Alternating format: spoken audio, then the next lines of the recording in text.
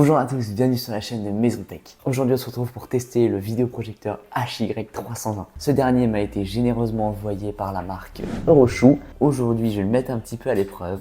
Je vous ai mis son lien dans la description. On va voir un petit peu sa qualité vidéo, sa qualité audio. Puis je vais vous donner mon avis honnête sur ce vidéoprojecteur. Ok, donc c'est parti, on va pouvoir unboxer tout ça. Encore une fois, merci à Euroshoe qui m'a envoyé le vidéoprojecteur, c'est super sympa de leur part. Donc on a une carte de garantie, voilà. Et je le vois. Waouh. Regardez-moi ça, comme c'est beau. Et ensuite on a une petite boîte, donc là-dedans il doit y avoir la télécommande et le câble. J'avais raison, on a le câble du coup. C'est le même câble quasiment que pour le HY300 que j'avais essayé. Donc c'est le même type de câble parce qu'en fait c'est vraiment la version améliorée de ce vidéoprojecteur. Toujours la petite télécommande du coup qui fait plaisir. Je ne suis pas surpris cette fois-ci, mais je suis très content de l'avoir quand même. Maintenant, on va pouvoir le voir un petit peu plus près. Oh là là. Ouah. Ah ouais. Ah oui, c'est pas la même. Donc là déjà on n'est pas du tout sur le même modèle. C'est beaucoup plus gros et les finitions sont vraiment propres par contre. Donc voilà ce qu'on a dans la boîte en gros. On a la télécommande, le câble, une notice et une garantie et le vidéoprojecteur. Maintenant je vais vous montrer d'un petit peu plus près quand même pour que vous puissiez voir ces beaux détails. Le vidéoprojecteur. On a un super aspect. Toujours, moi je suis vraiment très fan de l'aspect noir mat. Ça fait un petit peu plus pro que celui qu'on avait vu juste avant je trouve. Voilà. Ici on a la lentille. Hop. Vous pouvez voir, donc ça c'est pour régler le flou du vidéoprojecteur. On est sur, alors pour ce vidéoprojecteur, on est sur 12 000 lumens native, on est sur 1080p de qualité et ce dernier peut supporter de la 4K. Voilà. Donc celui qu'on a testé avant, le HY300, il était à 720p. On a la même connectique que la dernière fois. Donc le bouton pour allumer, un port USB, port jack, port HD. Et ici, l'alimentation. On a une petite grille ici pour laisser passer l'aération. Et on a des haut-parleurs 5 watts qui sont intégrés à l'intérieur. On verra si on aura un son qui est assez fort et une bonne qualité sur ce dernier. Parce que le précédent modèle était pas terrible en termes de son, on avait vu. On a une offre de 2 ans de maintenance et un support technique qui est à vie. On est sur du Wi-Fi 6 et du Bluetooth 5.2. Donc là-dessus, Bluetooth 5.2, je trouve ça vraiment bien. On a quand même un Bluetooth qui est assez récent. Je m'attendais à du 5.0, mais là on a du 5.2. Donc on va avoir une meilleure connectivité, surtout si vous utilisez une enceinte. Maintenant, je pense qu'on va pouvoir le tester ensemble. Hop, on va pouvoir brancher ça. Et voilà.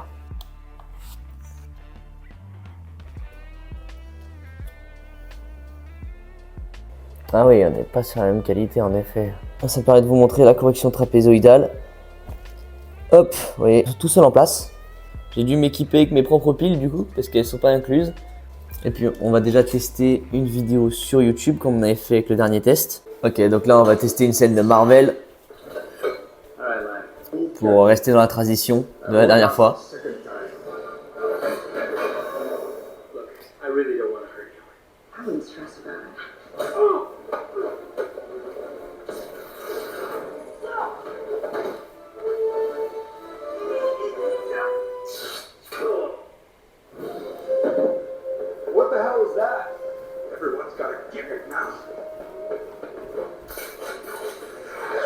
Yes, la qualité vraiment, on sent que là il y a du 1080p, c'est mieux que la dernière fois.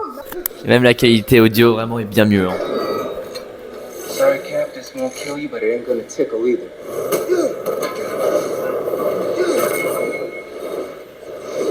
Wanda, I think you hurt Vision's feelings. You locked me in my room. Okay, first, that's an exaggeration. Second, I did it to protect you. Buddy, I think you lost this.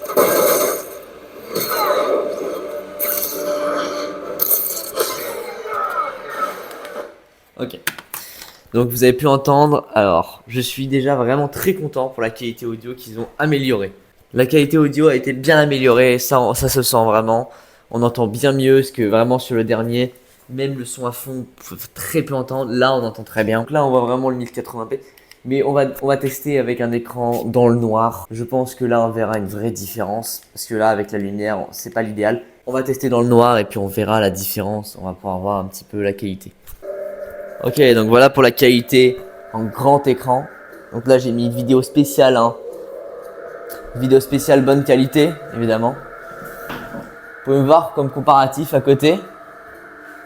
Donc ça reste quand même une très bonne taille là. Évidemment, je vais faire plus grand, mais là, sinon, vous n'allez pas pouvoir tout voir en entier. Mais on a quand même une superbe qualité, quoi. Le son est très correct, on l'entend très bien, et puis ça sature pas.